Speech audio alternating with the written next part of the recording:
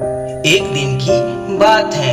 एक जंगल में पक्षियों का एक झुंड पेड़ पर बैठा हुआ था। उस झुंड में एक सबसे छोटी पंछी थी। वह बहुत ही प्यारी और सबसे तेज थी। उसका नाम बुलबुल था। लाडो बहन, तुम कैसी हो और हमारी भांजी बुलबुल कैसी है? एक ही तो है ये जंगल में सबसे छोटी, जिसे हम सब बहुत प्यार करते हैं। ये हम सब की लाडली है। भैया कालू, हम और हमारी बुलबुल अच्छी है। बस एक ही बात की चिंता है कि ये बहुत छोटी है, कहीं जंगल में खो न जाए। हमें हमेशा डर सताता रहता है। लाडो, तुम चिंता मत करो, हम सब है ना बुलबुल का ख्याल रखने के लिए। हम लोग इसे कुछ नहीं होने देंगे। ठीक है बहन, हमें कुछ काम है, अब हम चलते हैं। एक दिन बुलबुल अपने दोस्तों के साथ खेल रही थी। तभी उसे एक बहुत ही सुंदर हार मिला। अरे वाह, ये तो बहुत प्यारी हार है, मैं इसे जरूर पहनूंगी। हार बहुत ही सुंदर और चमक रही थी। बुलबुल को रहा नहीं गया। उसने अपने गले में उस हार को डाल लिया। उसके साथ ही बुलबुल को हार मिलने पर बधाइयां देने लगे और सबने बोला कि उस पर यह हार जच रही है। अरे वाह, मेरी छोटी चिड़िया बुलबुल पर यह हार बहुत ही जच रही है। बहुत अच्छी लग रही हो बुलबुल। हाँ बुलबुल, तुम बहुत अच्छी लग रही हो। तुम पर ये हार बहुत जच रहा है। तुम बहुत प्यारी लग रही हो। बुलबुल तुरंत अपनी माँ के पास गई। उसे यह हार दिखाई। माँ, माँ, देखो मुझे कितना सुंदर हार मिला है। बताओ माँ, हम पे ये हार कैसी लग रही है? क्या मैं इस हार में अच्छी लग रही हूँ? बुलबुल, तू हमें ये पहले बता, ये हार तू कहाँ से लाई है? कहीं से चुरा कर तो नहीं लाई है? मुझे साफ साफ बता, ये हार तुम्हें कहाँ मिला है? बुलबुल माँ से नाराज होकर वापस अकेले ही जंगल में चली गई और एक पेड़ की डाल पर जा बैठी। बुलबुल सोचने लगी, सभी ने मेरी तारीफ की, बस माँ को छोड़कर। उसे तो बस हार की पड़ी थी।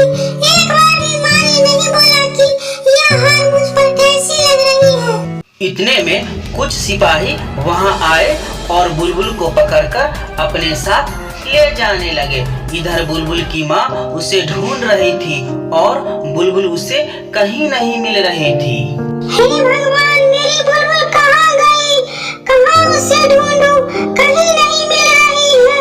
पूरा जंगल छान मारी। सिपाही जब बुलबुल को अपने साथ ले जा रहे थे, तभी एक पंछी ने देख लिया। बुलबुल को सिपाहियों से बचाने के कारण उस निर्दोष पंछी की हत्या सिपाही ने कर दी। ये सब देखकर बुलबुल डर गई और चुपचाप सिपाहियों के साथ चली गई। सिपाही बुलबुल को राजा के दरबार में ले गए। बुलबुल वहां अपने को अकेला पाकर घबरा रही थी। बुलबुल को समझ में नहीं आ रहा था कि उसे यूं दरबार में क्यों लाया गया है। तभी एक सिपाही ने बोला, हुजूर, मैंने रानी का हार चोरी करने वाले इस पक्षी को पकड़ लिया है। राजा ने बोला, तुम्हें कैसे मालूम कि ये पक्षी ही चोर है? महाराज, चोर को ढूंढते ढूंढते पूरा जंगल छान मारा। तभी एक पेड़ पर इस पंछी के गले में रानी साहिबा का हार देखा, तो हमने इस पर जाल डालकर पकड़ लिया और आपके सामने पेश किया है। तब बुलबुल बोलती है, राजा साहब, मैं निर्दोष हूँ। सिपाहियों से जरूर कोई गलती हुई है। मैं चोर नहीं हूँ। गलती? क्या गलती हुई है?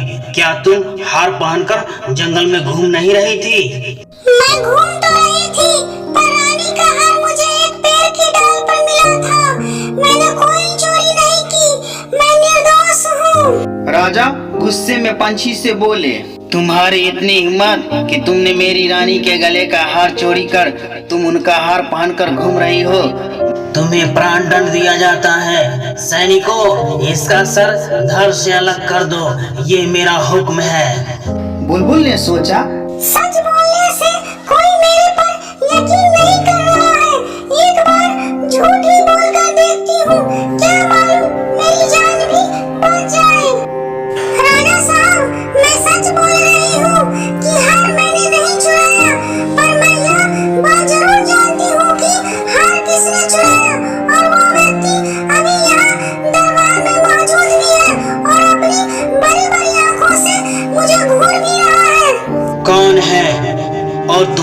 पास क्या सबूत है कि चोरी उसने किया है?